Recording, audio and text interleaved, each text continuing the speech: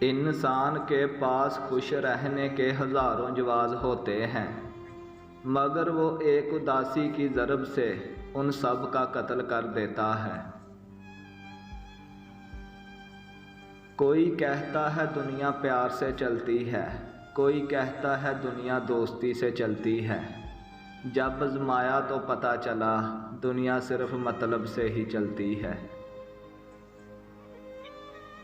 منافقوں سے بچ کر رہیں، پہلے تو رو رو کر آپ سے دکھ پوچھیں گے، پھر ہنس ہنس کر لوگوں کو بتائیں گے۔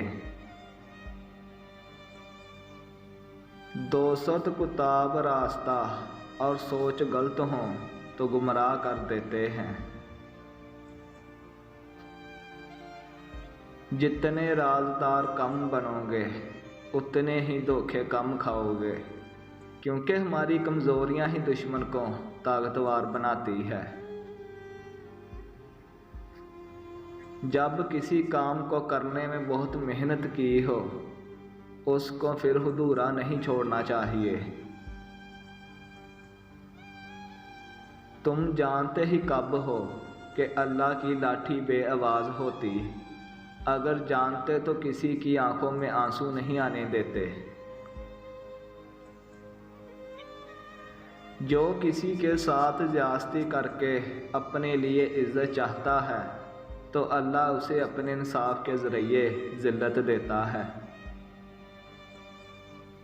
رشتے بچانے کے لیے انسان جھک سکتا ہے، لیکن جھکنے کی بھی ایک حد ہوتی ہے، لہذا تعلق وہی بچتے ہیں یہاں دونوں احساس کرنے والے ہوں۔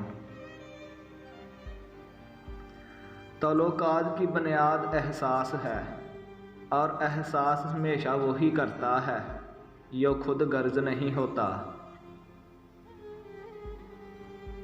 اگر کوئی شخص نظر انداز کر رہا ہے تو کسی کی زندگی میں رہنے کے لیے بھیک نہ مانگا کریں، اپنا دامن صاف رکھیں، بات کریں، اور اگر بھی نہ نظر انداز ہوں تو خاموشی سے ایک طرف ہو جائیں۔